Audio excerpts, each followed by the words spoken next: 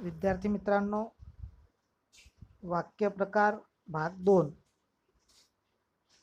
या भागात आज आपण क्रियापदाच्या रूपावरून वाक्याचे जे काही प्रकार पडतात त्यांची ओळख करून घेणार आहोत. मागच्या तासाला आपण हे शिकलो की एकच वाक्य अनेक प्रकारे सांगता येते आणि म्हणूनच वाक्याचे काही प्रकार निश्चित झालेले आहेत. विधानार्थी वाक्य, प्रश्नार्थी वाक्य, उद्गारार्थी वाक्य हे वाक्याचे 3 प्रकार हे आशयावरून व त्या वाक्यातील भावार्थावरून निश्चित करण्यात आलेले आहे. त्यांची माहिती आपण मागच्या तासाला करून घेतली. या तासाला आपण वाक्याचे क्रियापदाच्या रूपावरून जे काही प्रकार पडतात त्यांची माहिती करून घेणार आहोत, त्यांच्याविषयी जाणून घेणार आहोत. तर पहा, पेज नंबर 112. क्रियापदाच्या रूपावरूनही वाक्याचे प्रकार पडतात. क्रियापदाच्या रूपावरूनही वाक्याचे प्रकार पडतात.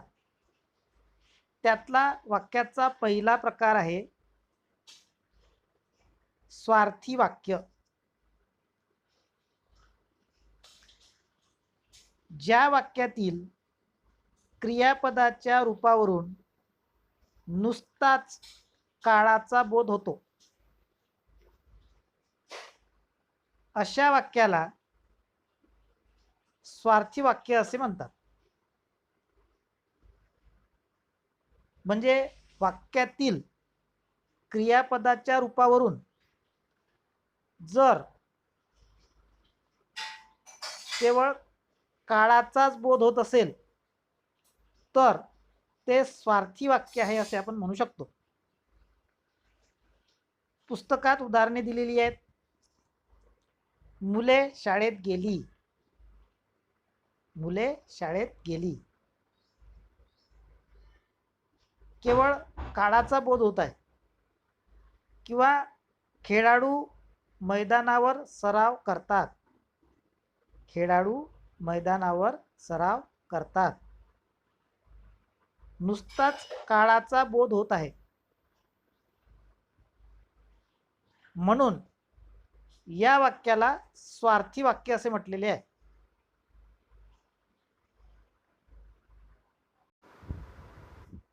त्यानंतर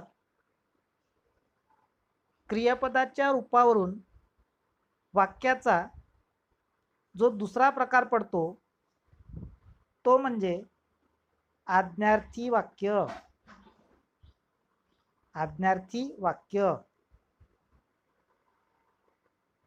या वाक्यात काय असते पहा, पुस्तकात पहा. ज्या वाक्यातील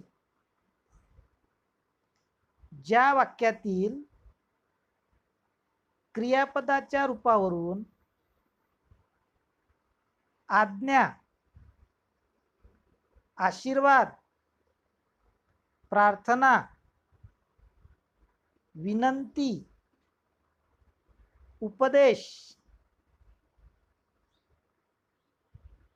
आणि सूचना या गोष्टींचा बोध होत असेल तर त्या वाक्याला आज्ञार्थी वाक्य असे म्हणतात. पहा,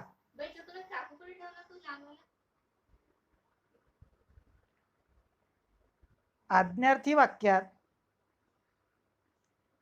आज्ञा, आशीर्वाद, प्रार्थना, विनंती, उपदेश किंवा सूचना केली गेलेली असते आणि म्हणून त्याला आज्ञार्थी वाक्य असे म्हणतात. मागे आपण स्वार्थी वाक्य पाहिलं. स्वार्थी वाक्यात केवळ काळाचा बोध होत असतो.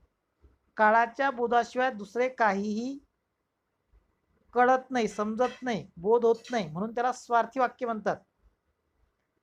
आज्ञार्थी वाक्यामध्ये मात्र तुम्हाला क्रियापदाच्या रूपावरून असे लक्षात येते की आज्ञा करण्यात आलेली आहे किंवा आशीर्वाद दिला गेला आहे, प्रार्थना केली गेलेली आहे, विनंती केली गेलेली आहे, काहीतरी उपदेश केला जात आहे किंवा कुठली तरी सूचना दिली जात आहे, असं तुम्हाला त्या क्रियापदावरून लक्षात येते. तेव्हा त्या वाक्याला आज्ञार्थी वाक्य असे म्हणतात. आता पहा, पुस्तकामध्ये उदाहरणं दिलेलेच आहेत आपल्या. ती खिडकी लावून घे. काय आहे? आज्ञा आहे. दुसऱ्या वाक्यामध्ये पहा, तुम्ही नक्की यशस्वी व्हाल. काय केलेला आहे? आशीर्वाद दिलेला आहे. तिसऱ्या वाक्यामध्ये पहा, देवा मला सद्बुद्धी दे. काय झालाय? प्रार्थना केली गेलेली आहे देवाला. चौथं वाक्य पहा, कृपया मला तुझे पुस्तक दे. काय आहे? विनंती आहे. पाचव्या वाक्यात काय आहे पहा, विद्यार्थ्यांनो खूप मेहनत करा. उपदेश करण्यात आलेला आहे.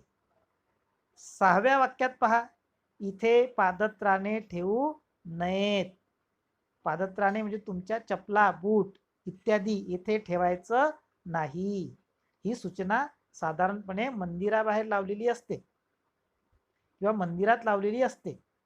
ती सूचना दिलेली असते.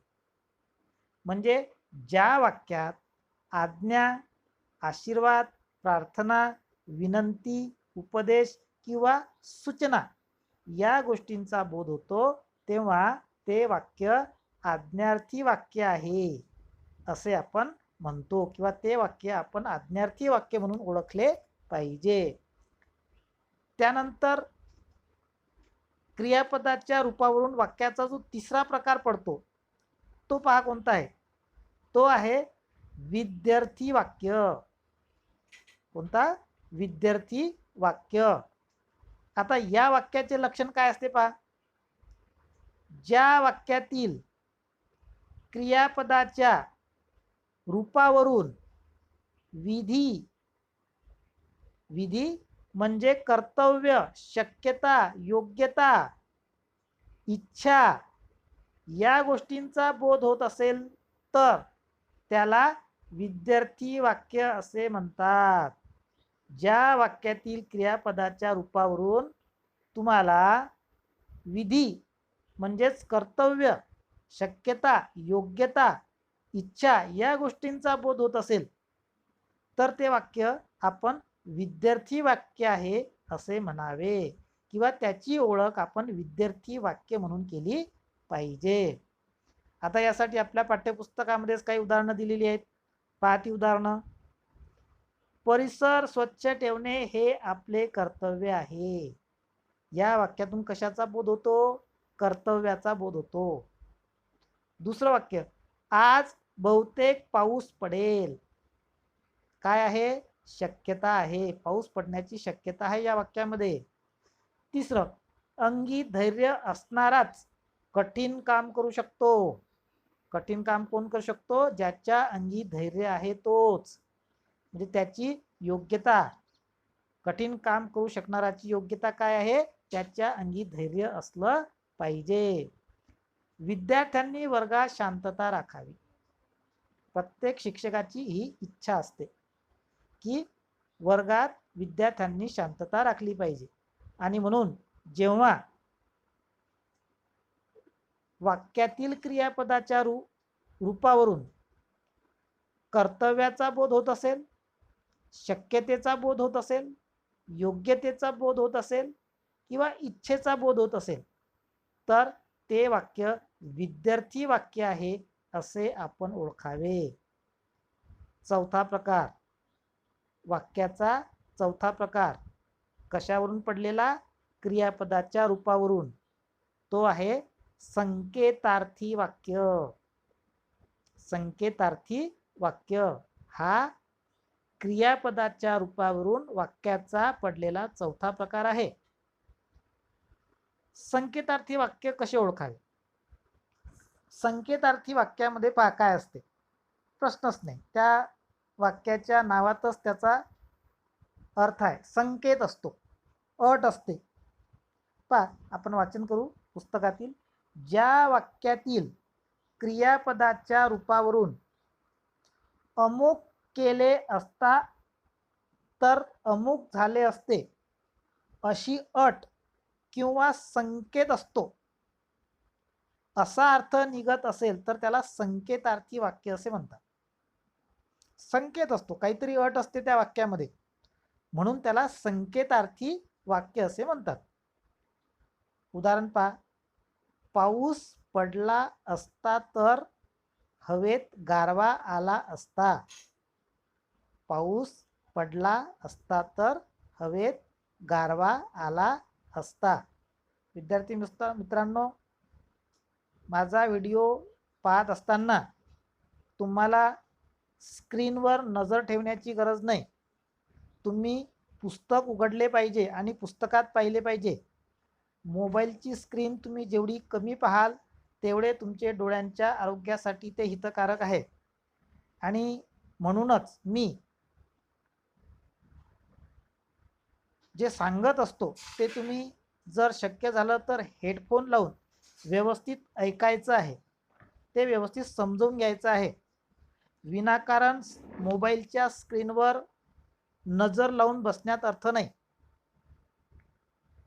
मला तशी अपेक्षाही नाही. फक्त तुम्ही मी काय बोलतो, काय सांगतो ते ऐकावे, म्हणजे तुमच्या डोळ्यांचं रक्षण होईल. पहा आपण पाहत होतो संकेतार्थी वाक्य. संकेतार्थी वाक्यामध्ये संकेत असतो किंवा अट असते. उदाहरण आहे पेज नंबर 113 वर. आता आपण उदाहरणार्थ एक, पाऊस पडला असता तर हवेत गारवा आला असता. काय या वाक्यामध्ये? हवेत गारवा आला असता, पण केव्हा? जर पाऊस पडला असता तर, म्हणून हे झाला संकेतार्थी वाक्य. मला जर सुट्टी मिळाली तर मी गावी जाईन. असा गावी जाईल काय मी? नाही. केव्हा जाईल गावी? गावी जाण्याची अट काय आहे? जर मला सुट्टी मिळाली तर मी गावी जाईन. जेव्हा केव्हा वाक्यामध्ये अशा प्रकारचा संकेत किंवा अट असते तेव्हा त्या वाक्याला संकेतार्थी वाक्य असे म्हणतात. जे संकेतार्थी वाक्य म्हणजे काय हे आता तुमच्या लक्षात आले असेल. विद्यार्थी मित्रांनो, या 2 तासांमध्ये वाक्यप्रकार भाग 1 आणि वाक्यप्रकार भाग 2 मध्ये आपण वाक्यांचे प्रकार शिकलो. पहिल्या भागात आपण वाक्याचे प्रकार पाहिले: विधानार्थी वाक्य, प्रश्नार्थी वाक्य आणि उद्गारार्थी वाक्य. वाक्याचे हे प्रकार आशयावरून आणि भावार्थावरून निश्चित केलेले आहेत. आजच्या तासाला आपण क्रियापदाच्या रूपावरून वाक्याचे जे प्रकार पडतात ते पाहिलेले आहेत. त्यातलं पहिलं वाक्य होतं स्वार्थी वाक्य, दुसरं आज्ञार्थी वाक्य, तिसरं विद्यार्थी वाक्य आणि चौथं संकेतार्थी वाक्य.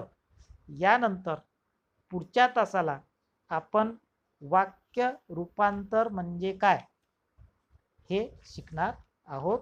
भेटूया पुढच्या तासाला.